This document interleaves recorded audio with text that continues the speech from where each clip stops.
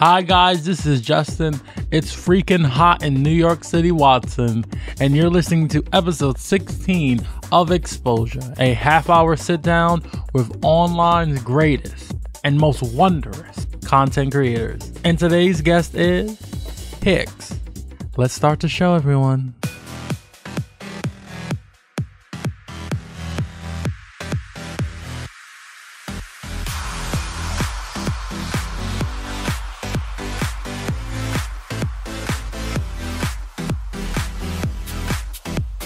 Well guys, today we're going to talk about some big breaking news hitting YouTube.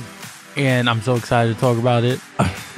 We're going to get into the interview with Hicks. I'm going to answer a question in sidebar. And today I have a interesting, maybe a little bit sad story time. We're going to go into content highlight and then we're going to wrap it up.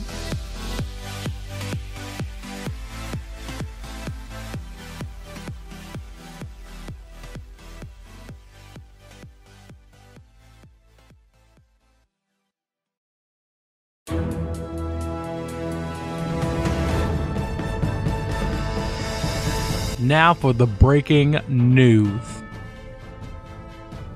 There's a divorce getting ready to happen.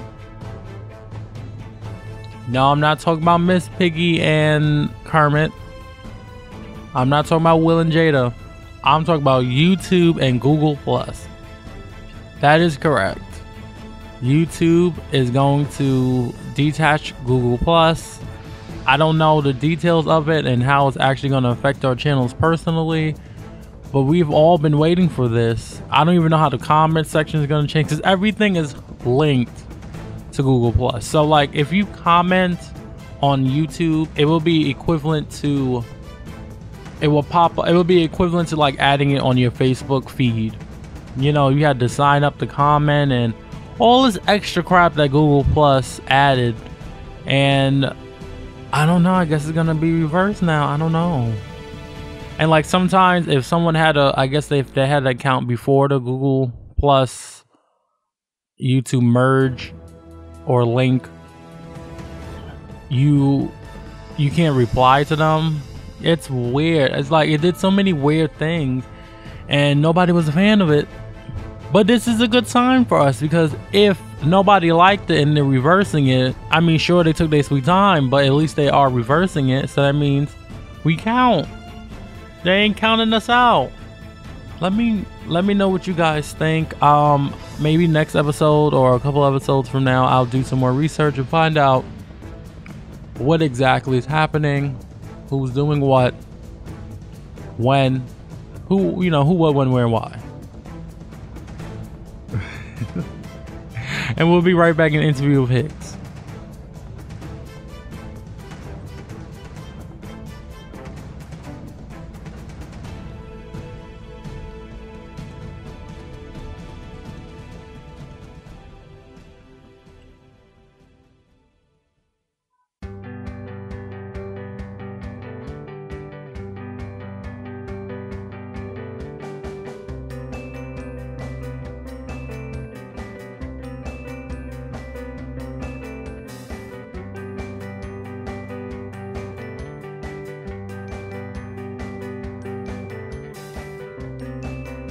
And guys, we're back here with our guest Hicks. Thank you so much for joining us. Thank you so much for having me, Justin. Great pleasure. And so to start off, where did your passion for music come from?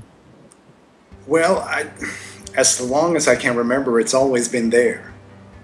Yeah, I grew up listening to music. I fell in love with music instantly. So Ma told me when I was 2 years old, I used my grandpa's big shoehorn as an air guitar. And I stood there in my diapers playing air guitar to Johnny Cash and Hank and all the old timers. So it comes from there. And so what type of music do you make for people that don't know? What is your sound? Well, it's country music with a twist of rock in it. Yeah. And so you're working on a new album now, or is it like done? You getting ready to release No, it? I'm in the studio working on a new album. We just released a new single called "I Belong to You" from that album. But there are still some songs to be done and tweaked. So we're shooting at November for release of the album. Oh, awesome. And so is it hard to be in country music and not just pop?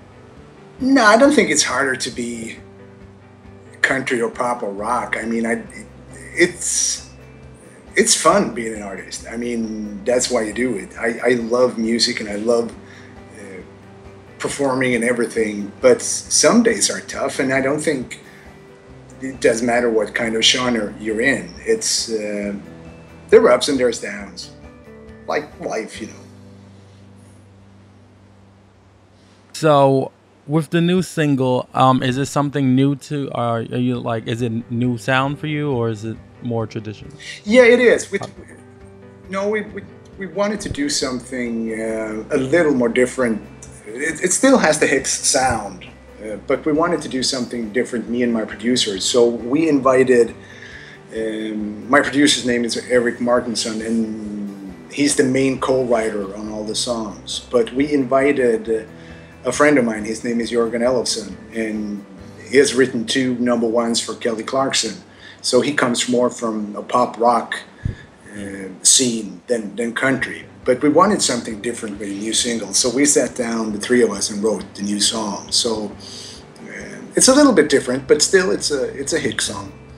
And so, what are some things we should expect from the new album? Well, there are some cool collaborations. I'm working with a country legend, Steve Wariner. We co-wrote 2 songs, and he's playing guitar and slide guitar on those songs, and that's really, really awesome. Both him and his son Ryan are on the album. So, but you can expect. We haven't invented the wheel. Mm-hmm.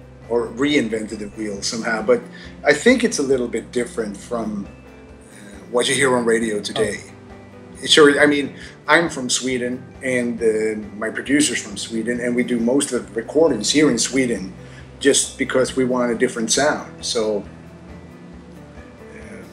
it's fresh. It's different. So, are you originally from Sweden? Yes, I am. So how does, like, because I know country is very, United States Southern. So how does that, being from Sweden, how did you come across country or want to do country? Well, like I said, when I grew up, I listened to country music. My grandpa and my mom, they are big country music fans. So it comes from there. And back in the 90s when I heard Garth Brooks, it was just bam, that was something new, that was just awesome. And so I discovered, from there I discovered Steve Wariner, Brooks and Dunn, and then I stayed with country because I just love the sound of country music. It's my thing. And so what's the music scene like in Sweden? Because, somebody from the United States, I feel like our culture infiltrates. Well, the country scene isn't that big. I do what I can to turn people around. And they are starting to get that country music doesn't sound like it did back in the day. And that today in country music, there is something for everybody. And they're starting to get it, but it's a long process.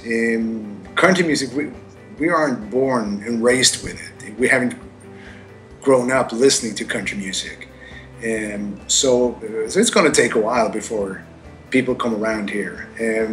And the pop scene and rock scene in Sweden is phenomenal. We have some of the best writers and producers and best rock and pop bands in the world coming from Sweden. So music life in Sweden is pretty healthy. Oh, okay. And so there's like American music like infiltrate? Yeah, sure. It sure does. Even British music. inspires a lot. And then we have our own typical Swedish sound. I mean, we have ABBA, who had, I don't know how many number ones they had on Billboard, and rock bands like Europe and Roxette, they're Swedish. So we have our own Swedish sound. Swedish music is very melodic, and it comes from our folk music where there are great melodies. But a lot of those folk music melodies can easily be translated to country music because they're not that far apart from each other. And are you currently touring right now? No, I'm focused on working in the studio and promote the new single because I want the album to be done, and when the album is done, we're going to go on tour.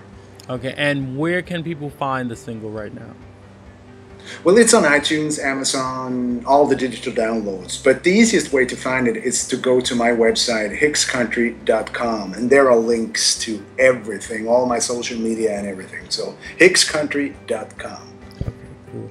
So, are there any like artists that you would like a dream collaboration? Yeah, sure. I would love to work with Brooks and Dunn. I know they parted ways, but they're in Vegas right now doing a show with Reba. So, yeah, maybe, hopefully, that would be so cool. And one of my dream collaborations is the one I'm doing on the album with Steve Wariner. That's a huge dream come true. And then I wouldn't mind work with Sammy Hagar because I think he's one of the best rock singers around. That would be really cool. And how was it working with Stevie?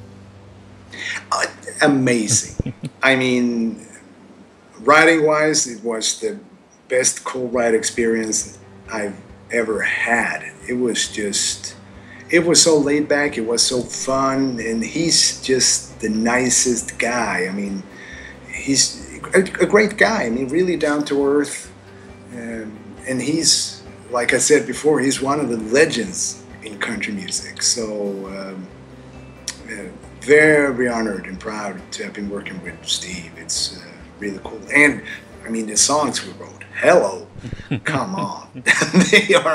I'm just blown away. Just listening to the demos we did, it's just like, wow, this is just great. So I'm pinching myself for that. It's just, yep, I am awake. It did happen. So when you're not in the studio and you're not on tour, what are some things you like to do? Well, I used to compete in bodybuilding some years ago. I'm not that big anymore, but I love working out. I love going to the gym and lift some weights and just train hard. That's a big passion. And I'm a soccer fan, and especially when the kids are playing soccer, they're 9 and 10, and they're playing like in the Swedish soccer version to Little League, and it's just so fun. I love being the supporting parent in the stands. Yay, come on! So that's I enjoy that more than watching adults doing sports. I mean, it's so fun with kids. It's so innocent, and there's so much joy in it. So I love that. And to jump back to music, what is your song making process like? Is it really like you just sit down and it comes to you? You play chords? What? Well, I do most of my writing in the car. Oh. Yeah, and most of my writing is done without any instruments at the start. I usually write in my head. And it could be that I have an idea for a lyric some sort of subject that I want to write about, or a title, or just a melody. So I try to make it as done as I can in my head before I pick up the guitar. And I don't know why the car. I guess it's where I'm alone. It's quiet. If I don't play any music, it's quiet, and it's just me and the road. And I like that, and I love riding in a car. It's just very. It's my meditation, actually.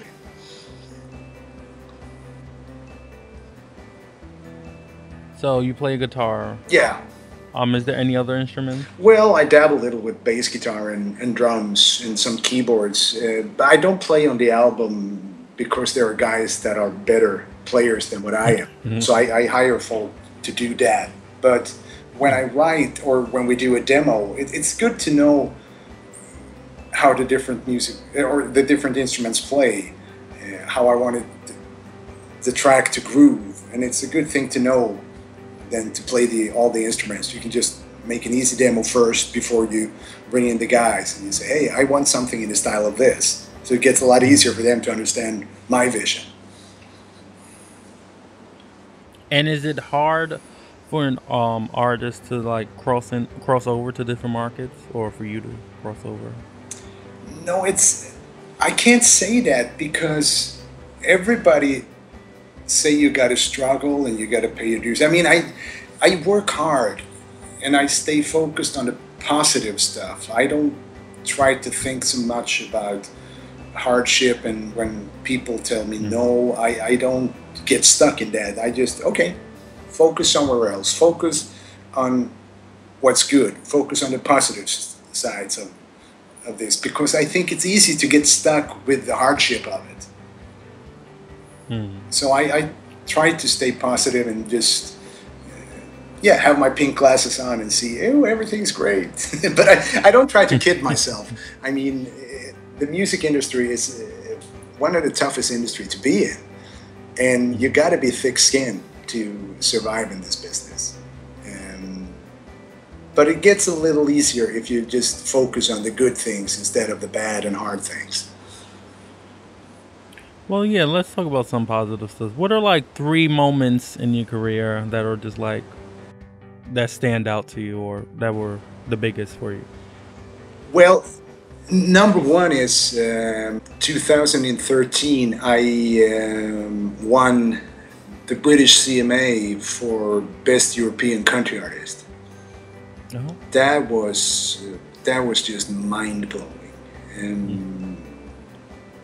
and from that I was invited by CMA in Nashville to play at CMA Fest and represent Sweden. I mean, I got to represent my own country at the CMA Fest in Nashville and meet a lot of my heroes in country music. That was also amazing. I mean, share stage with some of the biggest names in country. That was really cool. And I have to say, the co-write with Steve Wariner, those 3 are the standout things for me. So when you do go on tour and stuff, is it hard to like with family and friends? Yeah, of course, I miss my family like crazy, and especially the kids when you're out on the road. But I mean, these days with Skype and technology today, you can always stay in touch. A lot better than just 15 years ago. So it's hard, but we survive. And do you have any advice for people just wanting to start getting into the music industry? Yeah, well, my advice would be don't take no for an answer. Because when I started out, there wasn't anybody that was thinking I was doing the right thing. I mean, you're from Sweden, country music, what, are you crazy? And at your age, come on, you can't be serious. But I didn't listen to that. I listened to that small inner voice that said, go ahead, just do it, because this is your calling, this is your thing. So I think don't take no for an answer and stay true to who you are. Don't try to fake it, because I think many artists, when they are trying to break through, they write music for the people in the music industry. So they can get signed to a label or a publishing deal, so they get their foot in. But I think write music for the fans. Find out who you are. Who are you as an artist? And who are your fans? And then write music for them. Write songs that you want to listen to, and the fans want to listen to, not the music industry. Because if you write those songs the music industry will come to you instead of you chasing them. Mm-hmm. And who would you say is one of the like most influential country singers? Well, there are a few, actually. Well, like I said, Brooks and Dunn. I mean, Ronnie Dunn, I think he's got the best voice in country. Garth Brooks, of course, because he's a little bit of rock like I am, and there's a lot of country in it, but so I think he's great. And I like Eric Church a lot. And I like what he's doing with his music. I mean, he's staying true to himself. And he writes about stuff that a lot of other artists don't dare to write about. And I love that about him. And what would you say is the worst thing about being an artist and the best thing about being an artist? Well, the worst thing, I don't think it's bad, because this is what because this is what I want to do. This is who I am, and this is so I can't complain about anything. I mean, it's no, I think it's just great, and because, like I said, I love to do this, and for me, it's such a privilege that I get to do it. I mean, I release records, and they are played on country radio all over the world, and I mean, I'm privileged, I'm blessed, so I can't complain. I'm just a very fortunate, lucky guy. And thank you so much for joining us. Can you just shout out your social media or website again? Yeah, sure. Well, the easiest one is hickscountry.com. That's my website. And there are links to Twitter and Facebook and whatnot. So hickscountry.com. And thank you so much for joining us. Well, thank you so much for having me. It's a real pleasure.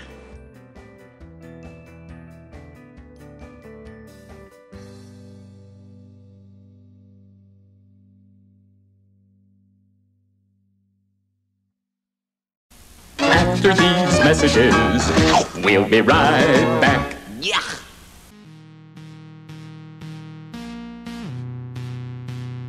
Hey, did you guys know you can get even more content from your two favorite hosts? Just go to YouTube and search Slowlist Network. You can catch our reviews of popular shows like Bloodline, other podcasts, and full episodes of Exposure. Don't forget to subscribe.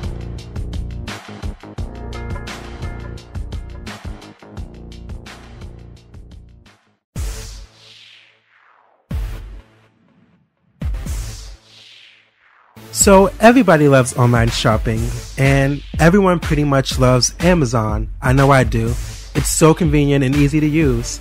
Well, now you can do your regular shopping and support Exposure by using our affiliate link. That's j.mp/Slowlist. Use our link and just shop as you usually would. It's free, easy, and you'll be helping out the show. That's j.mp/Slowlist. That's SLWLIST.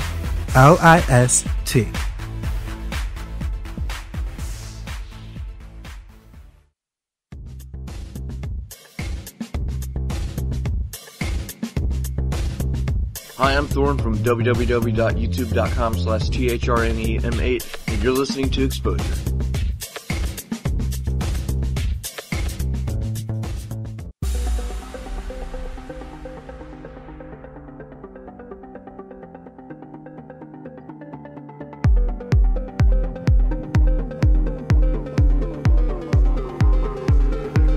And guys, we're back with Sidebar, and today I'm going to answer some of the questions we ask other people. Now, in a couple of days, I am going to do a strange episode where I'm going to interview myself.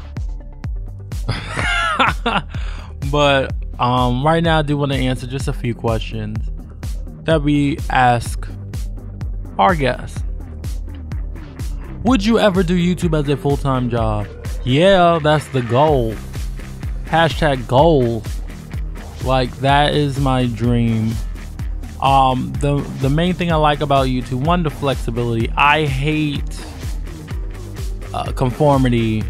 I don't like, not that I hate structure in a sense, but it's just like repetition, like getting up every day to go to the same place and do the same thing. Like, they get to my nerves, and I feel like YouTube is a platform where you don't have to necessarily do the same things over. Like, if you look at the history of our channel, we change so much.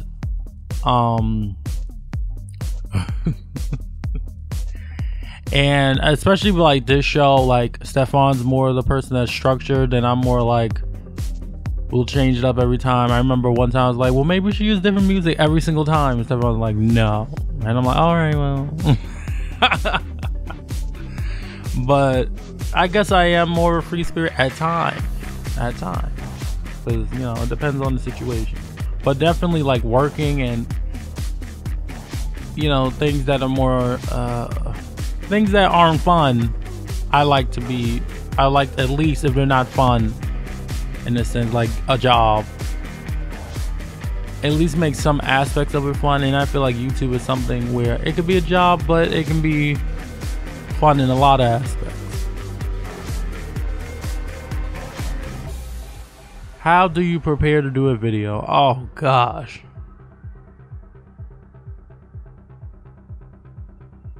I'm very lazy when it comes to doing videos. But my main issue is if I'm not in a good mood, I can't do a video. Like, if there's something stressful going on, like recently I had a home situation where it was stressful and I was missing a lot of episodes, it's hard for me to do a video. And it's just like, cause it's like I have to be happy on camera. I mean, I could be sad on camera, but it's like, that ain't part of the video. I'm not doing a short or a short film or something where I'm crying. You know, I even know I've done one video like that in the past, but if I'm doing an album review or something, unless the album's sad, I don't know. I just feel like I still have to show some, or be in the mindset of, you know, being willing to do the video. And I think it shows when you're not willing to do a video. What would you say is the worst part of doing YouTube? The promoting yourself, you have to whore yourself out. Oh, is that a bad term? Oh well. You do. But the thing is, it's just like one of the worst, I would say, besides the promotion, one of the worst things is hearing you're great. And I know that sounds weird, like hearing you're great, why would that be bad? But it's just like, it would be like, imagine Whitney Houston sang all her life and was never able to record music, was never able to release an album, was never able to be who she became to be. It's just like, thanks. It's just like, oh, your content's good, great, I think you have what it takes, but I'm not there. And it's just like, you're just walking down the path. And you could be driving down the path in a nice car because you got everything set, but you ain't get to the destination yet. And I think that's what's hard, and it's hard to continue to do it, especially consistently, and still keep the same quality and grow. But it's hard to put more into what you're doing than you're getting out. And I think that's one of the hardest things about doing YouTube. Would you ever move to a big city like New York or LA?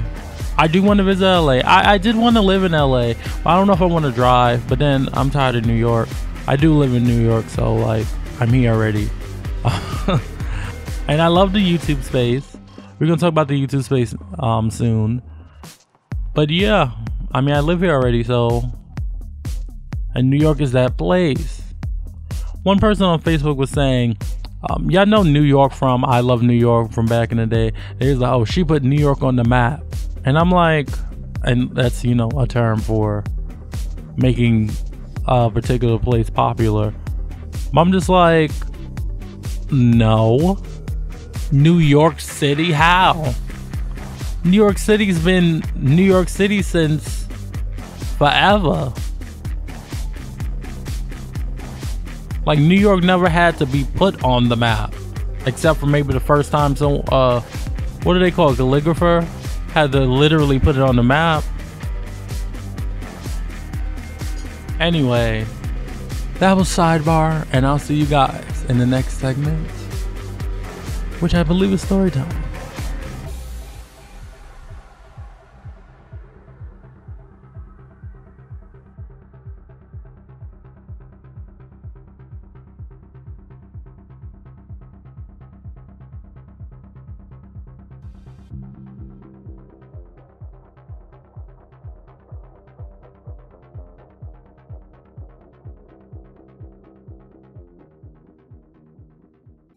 And guys, thank you so much for joining us. Don't forget, hashtag free Steven, whatever you want to do.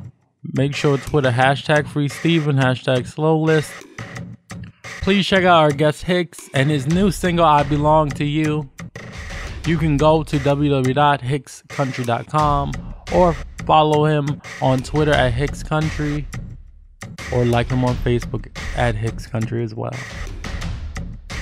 Also, you can follow us on Twitter at Exposure Show or the Slowlist Network. You can also like us on Facebook at Exposure Pod. Yeah, that's Exposure PLD. If you want to be a guest or want to suggest a guest, please head over to our blog, exposurepodcast.blogspot.com, and click Be a Guest, fill out the form, and we'll get back to you as fast as we can. I love you guys for listening and supporting.